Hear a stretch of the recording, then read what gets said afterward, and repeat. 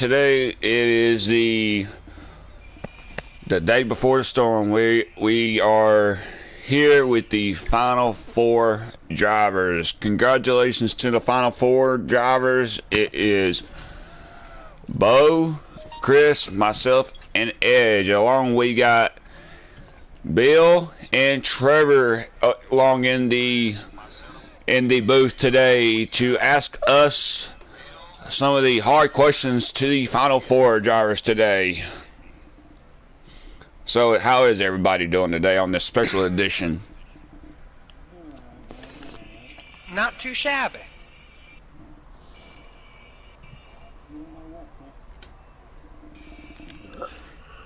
I'm doing good. Like to see how this last race goes for y'all. Yes, it will. Oh, yeah. I know It should be a barn burner, that's for sure.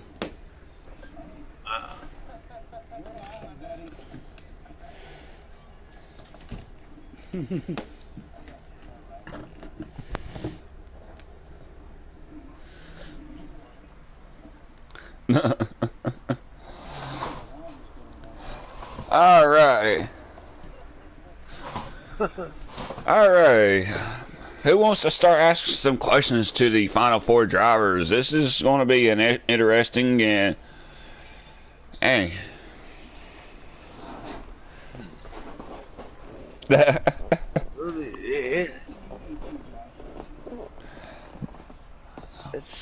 Well, let's start with Bo. Bo,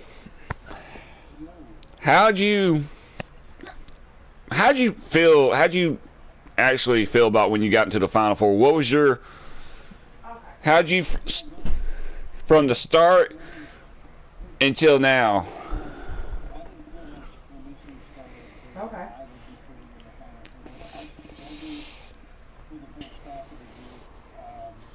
Yeah.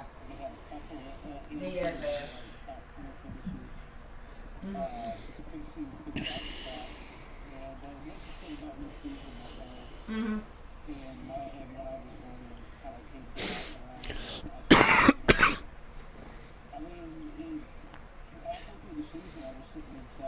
Okay.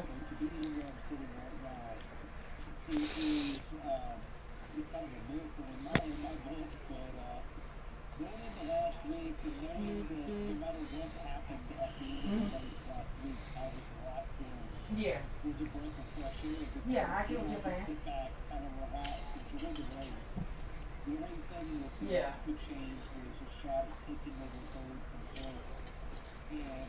So they have like 26, I think. 25, 26.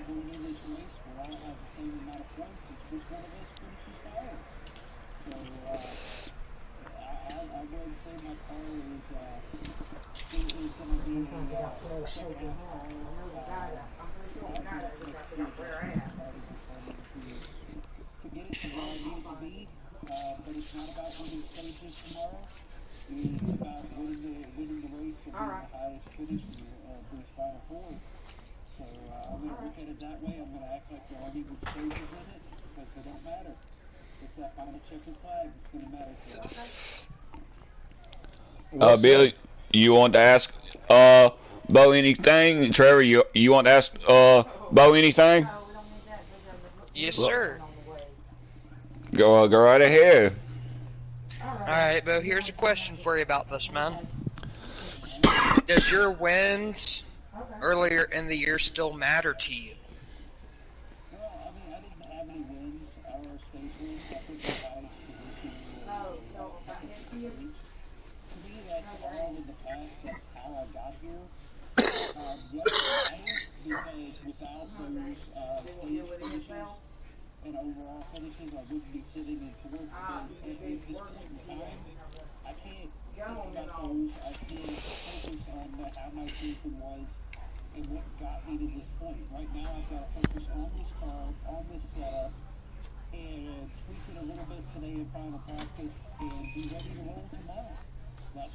Oh, yeah.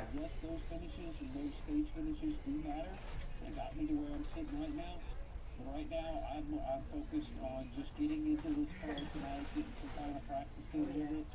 I want to play with a few Yeah, I mean, if you dump that shit. stops, and Yeah, I mean. if I'm lucky, I hit on something even better than I've already got, and we'll see how it ends when I check a flag crash tomorrow. Yes, sir. I got a question for Peanut. Peanut, you blew an engine at the last race, and you almost lost third place, but then Bill didn't have good luck. Do you got your maintenance guys there, your engine guys, all set to where you won't blow an engine come tomorrow's race? Because okay. Chris, how'd you? All right, Chris. I hear you.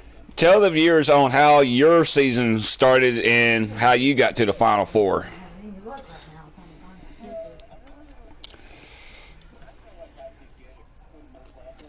Yeah, and I'm looking for it. Really trying to find it. Alrighty.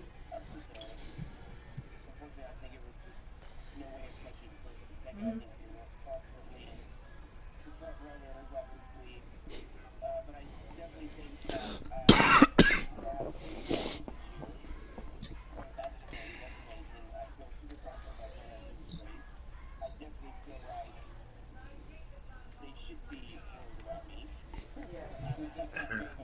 As we are.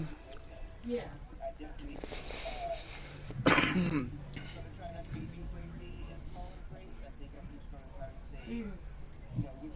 She'll actually be 3 in April. But he signed it over, I think, before we even got married.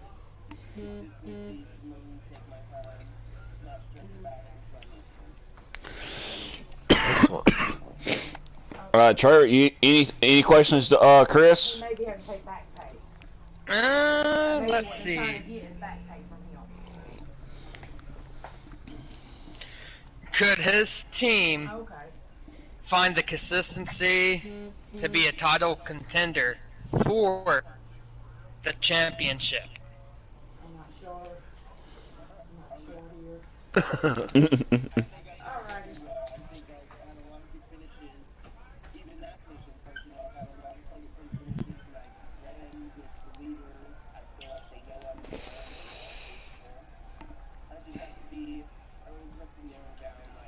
Mm-hmm. Okay. I think you'll see me there. I think it'll be a great race. Oh yeah. Well, that is your third place driver, Trevor. So Josh, Yes. No, I've never had to deal with stuff like this. you finished second in the regular season I had to standings. deal with this as a woman, and I had to How did your season go I've for never had you? to deal with- Where did you feel like the peaks and the valleys were of the season? Well, the first couple of races I think we were just not intact, and then once we progressed after that third race, we started getting that momentum. We started winning races. We were winning stages, and then last week we had that win that gave me some extra momentum to push me forward going into Homestead. But there's different scenarios going in tomorrow night. We are still trying to fine tune some stuff here at Homestead, but other than that, like everybody knows, this is my last season with the Toyota camp. So this is the season that something that we thought we wasn't going to be going. We had no anticipation on doing it at the first half of the season, but when the second half season started, we started getting offers from different teams from a different manufacturer. They'd be like, "Hey, we want you over here if you're where you can actually win for a championship." Well, right now I am fighting for the championship. So I mean, I got to battle with two other Fords and my Toyota teammates. So it's going to be tomorrow's just going to be consistency, patience, and to try to stay ahead of the other 3 drivers in that last stage, because if you're ahead of them with 5 laps to go, then that's really going to be determined to find out if you're going to win, if you're going to be able to win that race tomorrow. Yeah, I mean, all right. So yeah. It's gonna be Oconee County Family Court. I'm looking forward to seeing if we are going to be in contention, because I mean we've been a top contender for the last second half of the season, last bit of the first half of the season. I mean, we had cars. We were the biggest win that really helped me was at Charlotte, one of the longest races of the seasons, and I was struggling that second stage, and also that final stage coming in. I've had to get on the hit of that.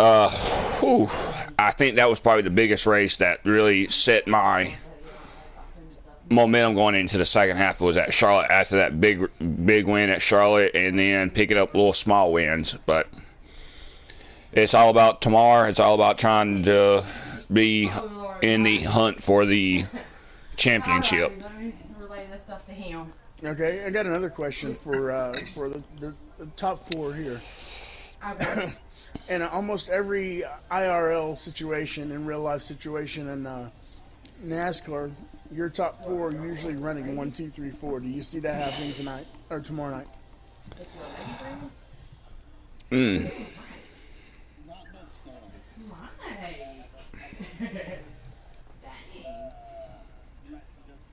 So she says she's gonna come to you? Well, I really.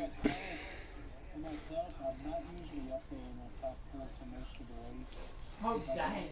You didn't send it just to you. Oh Lord. Oh Lord, Mike, you get some enjoyment.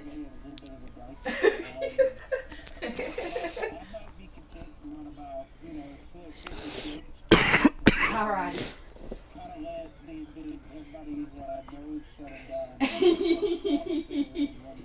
All right. I don't really see the Final 4 being up there in the top 4. I think it's basically going to be Edge, Chris, and myself up there in the top 4 along with Bill, but along with Pigpen, it could be that mixture of who's gonna thread the needle right there on them with them last 10, 15 laps to go at Homestead. So especially the ones that are consistent and patient, and I think the patience is going to pay off. With 15 laps to go, they're going to make the right decisions. They're not going to really worry about it. I think the Final 4 is going to wait till the last stage to actually make their moves. And I totally agree with that. That's exactly my point. I think because stages are not going to matter any, I believe it'll be one of those situations where the drivers are just trying to get a hold of their cars and kick off laps. When it gets down to the last 15, 20 laps of the race, they can actually push. Alrighty. I think that's that final stage, they'll be able to push because they'll have their car set up and ready to go. Go from there. I think some of the drivers are going to do is probably wait till about the last 10 laps, last 15 laps, because you never know. It could be dicey through the first 2 in the first half of the final stage right there. If it's dicey, some of these contenders are going to be in the back, just like, okay, I'm staying out of this darn hornet's nest right here. Holy cow! Is to stay out of this hornet's nest. If you stay out of that hornet's nest and you make the right moves, not to be too aggressive. If you're too aggressive in the first 2 and you're in the Final 4, it's going to knock you out of the trying to win that championship tomorrow. You're trying to fend off your money first. Dang. Holy cow.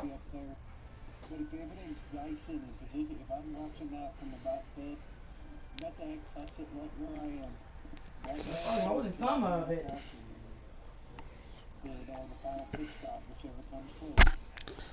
Holy cow. This is what they're holding back right now? All right, let's go talk to Edge. He is the won the regular season at home at Texas, and now he is in the Final Four. Edge, you've had a hell of a season so far. It's basically been you and Jaguar just battling it out for this season, and then when Bill came aboard, you're fighting with Bill, myself. Chris had some darn tremendous wins at Talladega, and I know he won 2 more other tracks that he was really like, hey, did y'all forget about me? I'm the Peanut Man. Chris But dominated at Watkins Glen. dang, Chris had a damn rocket ship on that darn thing. He lit a darn rocket. But yeah, Edge, how's it feel? What was you thinking? What was going through your mind? Or was you going to be able to stay in the top 4? What was going on? Well, I set the tone really early in the season. The first 2 races of the season, I won them both. I felt like that was me making a statement that I was here and I was going to be up front and you're going to beat me. And I believe the whole season was playing catch up with me after those first 5 races of the season. I think I finished first, second. And I believe those were the that launched me into the points lead comfortably, and then I just my team faltered there at in the middle part of the last part of the season there. I had a couple blown engines, a couple of bad finishes, but I mean, other than that, I think I'm ready for this, and I know that we went out and put on a good show at Texas. We didn't win the race, but we definitely showed that we were still competing. So I think we'll be fine. I think we'll go into this one and be ready to mix it up there and try to win as a championship. The one thing that really stand out from last Wednesday's broadcast, from last Wednesday's race, was like, where in the hell did Jaguar come from? That was the thing that came out of his mouth, was like, where in the hell did Jaguar come from? Was nowhere near the front in the second stage. I won stage 1.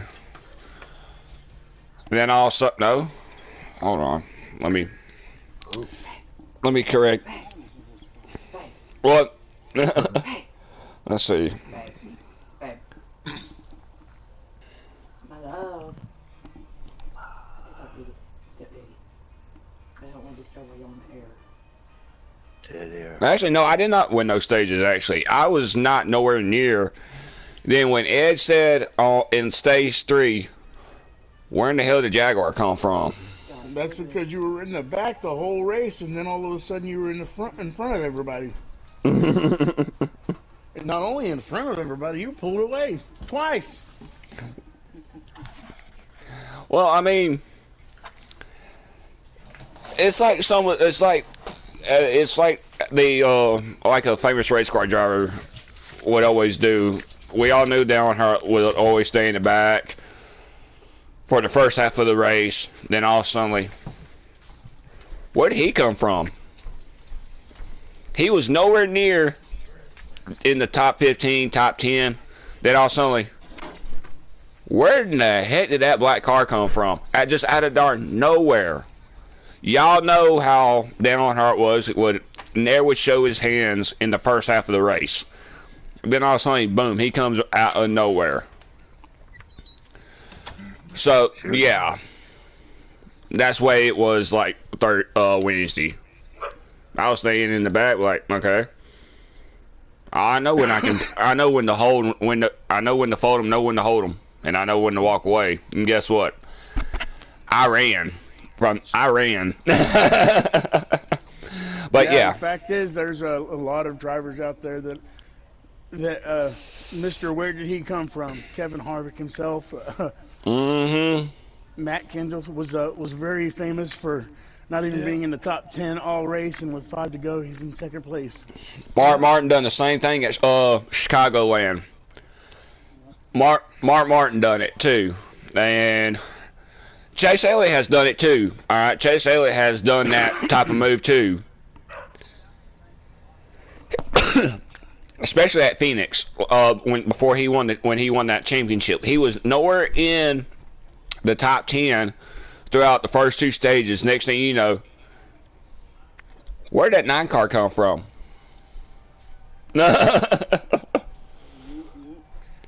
And Bill, you know it too darn well. With you being a Chase Elliott fan, you know how he went. Oh, yeah. And I've got a big question, and this has been burning in my mind all day to ask this question. I can't wait. Y'all ready for this? What do y'all think Season 2 is going to look like with all this competition we've got? We've got Christian, who is always constantly in the top 5. We've got Bill, who's constantly in the top 5. We've got Bo, who's improved completely from the beginning of the season to now. He was competing for positions pretty good all the way through the last 3 races. So, man, we got a lot of competition for next season. It's going to be an absolute dogfight for that top 4 position next year. Well, with us running the Cup and the Truck Series, you got to remember we're doing 2 different downforces. There's 2 different downforces, and some of these people have got to get used to the truck. Some of us are used to the Cup Series, and then if some of them go to the trucks, it's probably going to be struggling a little bit.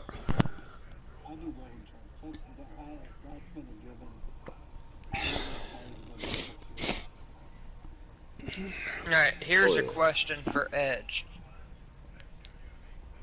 Shoot.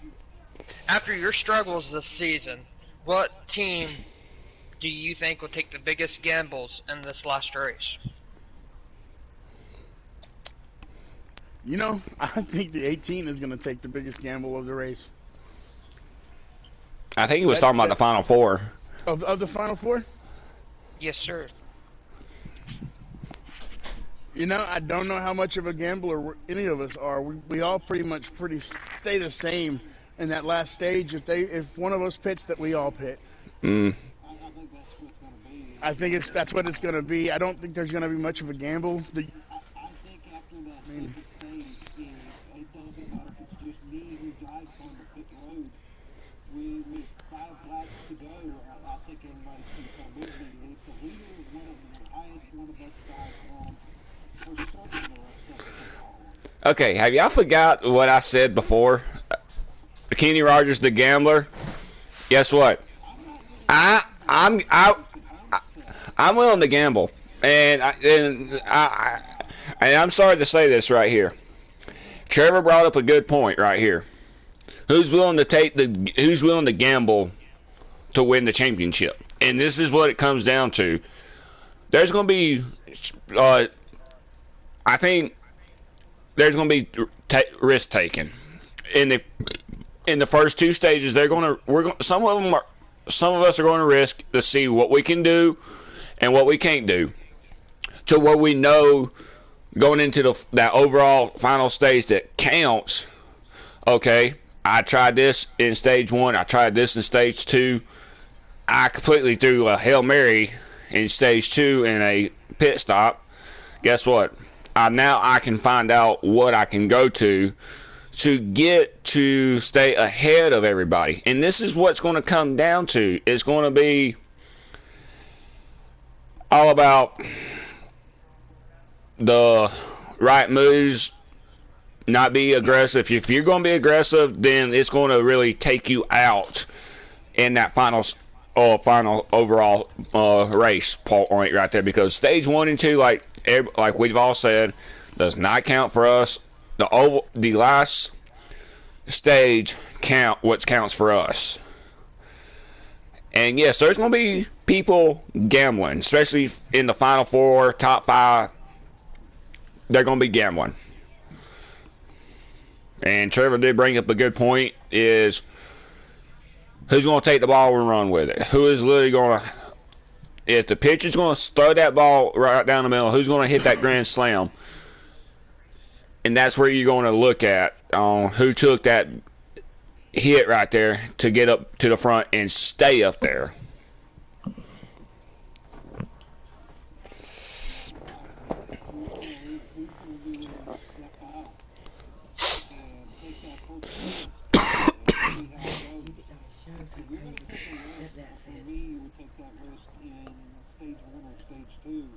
and just find out how your car is going to react when you take that risk. If I'm thinking about gambling at the end, which I'm not, I'm going to deliberately stay out on old tires in stage 1 or stage 2 just to see how my car's going to react. And if it reacts well, then of course that's something that would come into play possibly in my strategy at the end. If my car does not do well, then it's not going to matter what the leader does or doesn't do. I'm going to hit pit road. Right. And So for me, that's how I'm going to do it. If I'm going to take a risk, it's going to be early. I mean, the Final Four earn these spots by being consistency. Yes, some statistics actually there's only been 3 drivers. Well, there's only one driver that has not had a DNF the entire season.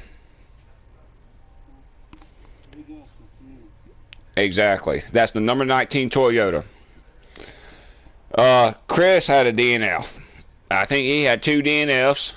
You had 2 DNFs. Edge had. Yeah, I had 3 hit. I had 3. Yeah, correct me if I'm wrong. Edge and Chris had 3 DNFs with blown engines. Correct me if I'm wrong on this, guys. Yeah, I thought you had 2.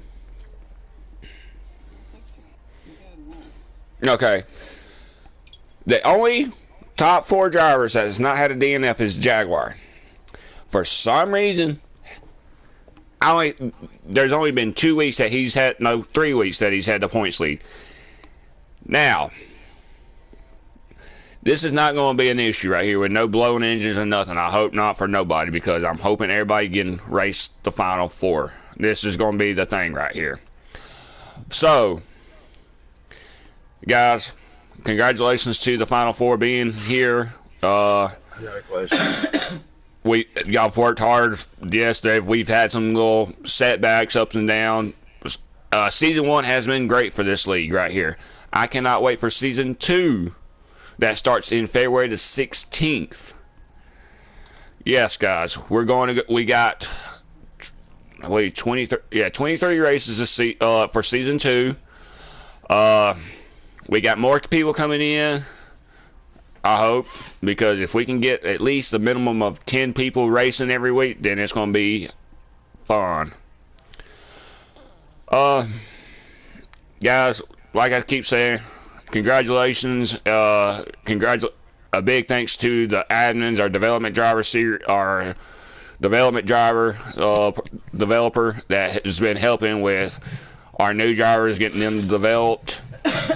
A big shout out to our admins. This is what keeps this league going a week out, day in and day out. Our drivers, thank y'all. This is not. Yeah. I got a question for the top 4 drivers. Now, I've been listening, and y'all seem to think that maybe the caution will come out at the 15th lap or the 10th. What happens if it comes out on lap 6? There's a caution. The top 4 pit. Now, when the green flag drops, this is it, man. This is the last race of the season. Will you guys be blocking? Yes. 100%. Excellent. If I got that whole spot and I'm looking in my rearview mirror and them 3 are coming, I'm going to be paying attention to what line they're in, and my car's going to become about 10 feet wide. Chris? Yeah.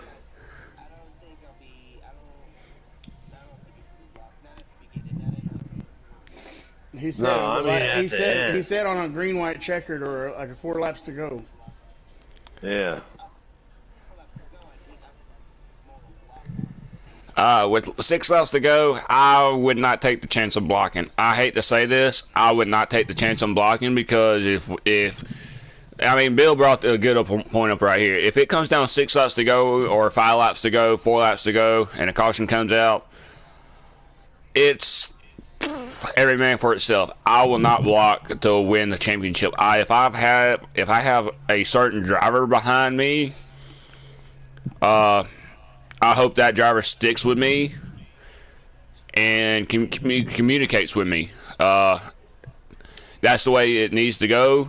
That's the way I hope it. Hopefully, it goes with the Final Four. If you got a driver that's not in the Final Four and they're trying to push you to the championship, I would not block. I'd let the person behind you do the blocking. You focus on you and that driver focus on getting ahead of everybody, because the draft is going to be the key to going in tomorrow night. If you got, for example, if you got Pigpen behind you and y'all got that breakaway, that second place driver is probably going to be like, okay, I'm helping one of these Final Four drivers out to win. I'm also wanting to try to get my win too at this track, so I want to race that person clean too. And so if I was, to be honest with you, if I wasn't in the Final Four and I was behind one of the top contenders for the Final Four, I would literally just stay right there, make a clean move, try to get that final race win for the season, to have a momentum going in 2 weeks for Daytona. Still have that nice taste of victory in my mouth, go into Daytona, try to win it again, to try to do something else. So there's different scenarios going on tomorrow night. We don't know who's going to hook up with who. We don't know what's going on with the behind closed doors, because you probably have other drivers talking to other drivers, hey, I need you to work with me tomorrow night when it comes down to 6 laps to go. Can you work with me? Can you push me? Can you keep my side clean? Can you have my back and I have your back, basically. So that's what it's going to come down to. It's going to be like, all right, please have my back. I got your back. So it's going to be people talking strategy before tomorrow. You're going to have people messaging each other, hey, can you work with me tomorrow night? If I'm in this position, could you do something that you usually don't do? So, yes, there's going to be possibilities. There are going to be other drivers talking to other drivers about different things going on. That's understandable. But I'll be honest with you, Bill here in the number 9 car, I mean, I'll help you all out, but that last lap, if I'm up there, it's mine. I know. Same. Hey, it'd be nice for me to finish out with a win at Homestead. That way, when I first came with y'all, it was an all-star race at Eldora. I had to put on a big show, and I won that race. It'd be nice to start with a win and end with a win, to let you all know you're in trouble next year. But we all know next season, me and Bill become official teammates, and I am actually deciding to go to the 48 car to have they got some nice paint schemes. It's either the 3 or the 48 car, because I am looking at some paint schemes right now. So I will let y'all know who I choose in 3 weeks, actually, because I will not reveal nothing. Monkey see, monkey do. But yeah, don't forget tomorrow, guys. Turn into tomorrow. This is just a special edition with the Final Four. Tomorrow we'll recap from Texas, and then once we get done with Texas, we'll spend another 30 minutes talking to everybody tomorrow, everybody in the points, to react on their seasons. And then next Wednesday I'll have a solo show. Whoever if the guys want to show up for next week, we're going to do a season recap. We'll do a season recap next Wednesday, and then we'll get ready to start talking about the new season coming up. So don't forget to tune in tomorrow at 4 o'clock for the race recap from Texas. Then we are going to be going to Homestead tomorrow night for the season finale.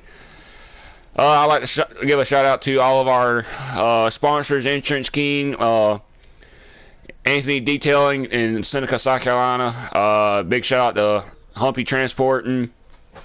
And a big shout out to our arm and all of our men and women overseas, and to the ones that's keeping this country safe while we sleep in peace during the daytime and at nighttime, and our first responders. Thank y'all. Any last words for y'all before we end this show? Rubber side down. Rubber side down, baby. Rubber side down. Hey, Unc, I hope you're watching. Love you, man. Yeah, let's get it going. Let's go win this championship. Come on. All right, y'all. We all love y'all. Thank y'all. Do not forget to hit the subscribe button. Hit that bell. We'll see y'all tomorrow at 4 o'clock for the final race recap of the season. Yes, Rubber side down, guys. All right, man.